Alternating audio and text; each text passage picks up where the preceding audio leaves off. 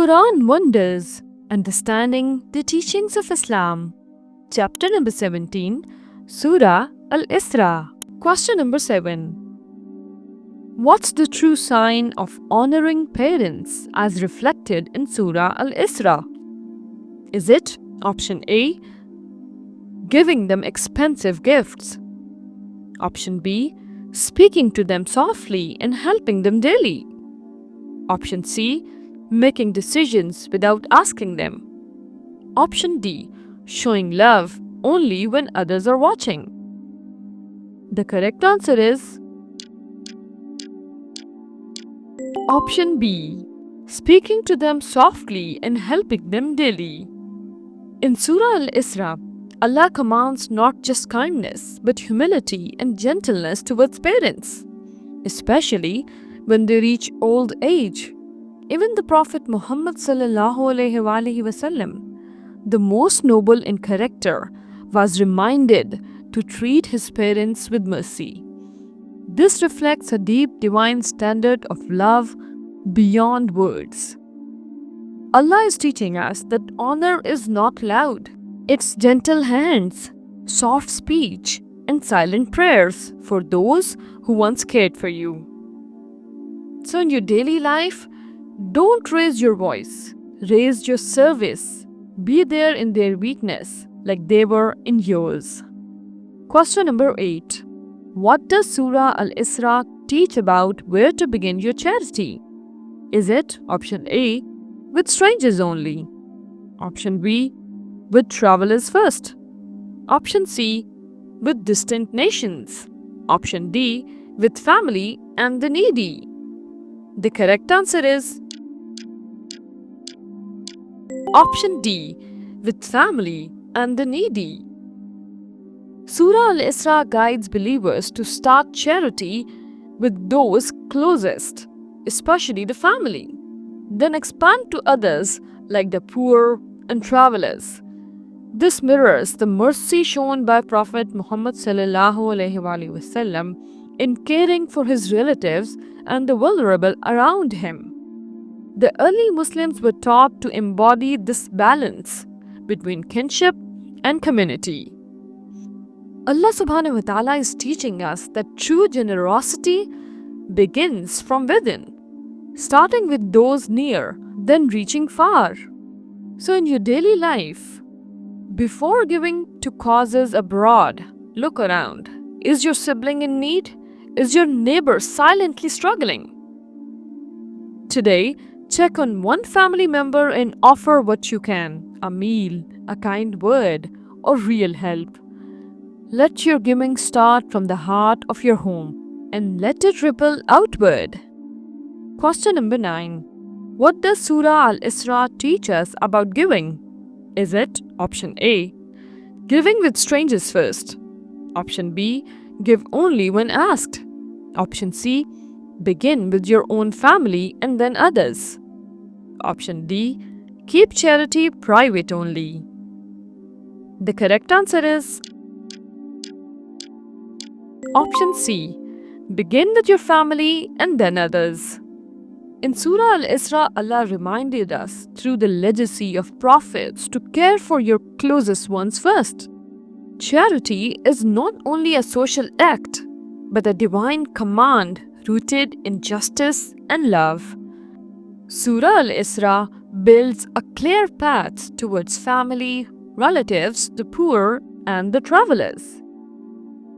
So Allah is teaching us that charity starts at home, but must not stop there. It must flow outward, touching those in need around us. Support your parents, siblings, and relatives with kindness and gifts. Then gradually extend your hand to the poor and struggling strangers too. So do this practice today. Look around. Who in your home or family is silently in need? Reach them today before the world sees your generosity. Give quietly, but with a big heart. Question number 10. What does Surah Al-Isra warn us about when we spend without purpose? Is it option A, it strengthens faith? Option B, it brings honor. Option C, it follows shaitan's path. Option D, it earns Allah's nearness. The correct answer is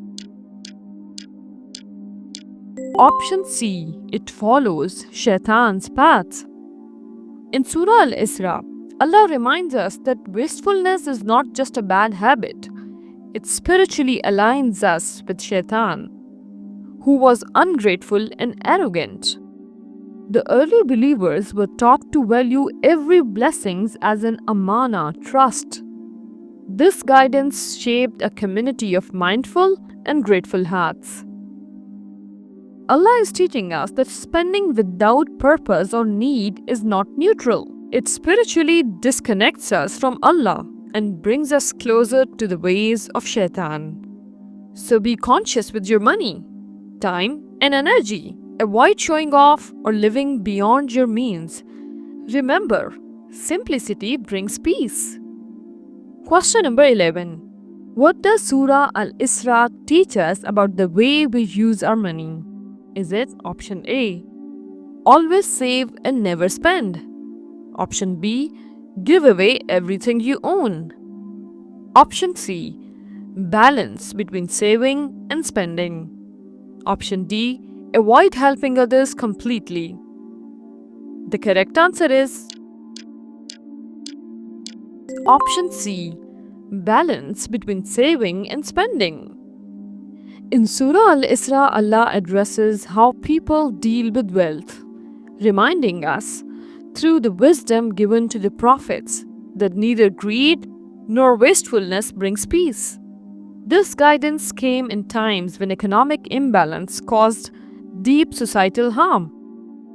So Allah is teaching us that Allah encourages a balanced approach, neither stingy nor excessive. So we live with dignity and help others too. So in your daily life, before spending or saving, pause and ask, is this bringing barakah? Am I serving others and staying grounded? Rebuild your spending habits with intention. Choose the middle path, where Allah's blessings grows and hearts stay soft.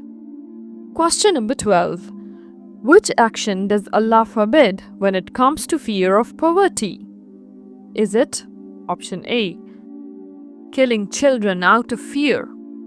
Option B, giving away all wealth to charity? Option C, limiting family size? Option D, seeking help from others? The correct answer is Option A, killing children out of fear. In Surah Al-Isra, Allah warns against actions rooted in fear of poverty, including the grave sin of ending lives due to financial concerns. This reflects the deep trust in Allah's care for His creation, as shown in the lives of prophets like Prophet Ibrahim alayhi salam. Allah teaches us to trust in His provision, assuring us that our sustenance is guaranteed. So never let the fear of hardship dictate your actions. Trust that Allah's plan is better than any fear. Question number 13. Which action helps protect your heart from sexual immorality according to Surah Al-Isra? Is it option A, giving in to all desires? Option B, setting clear boundaries? Option C, ignoring signs of temptation? Option D, acting impulsively in moments of weakness? The correct answer is Option B, setting clear boundaries. In Surah Al-Isra, Allah warns us to avoid the steps that lead to sexual immorality, emphasizing the importance of guiding our hearts and minds. The Prophet Muhammad ﷺ urged us to be vigilant about these boundaries for the sake of purity. So Allah teaches us that it's not just the act that we must avoid, but the pathways that lead to it. protecting our integrity from the beginning.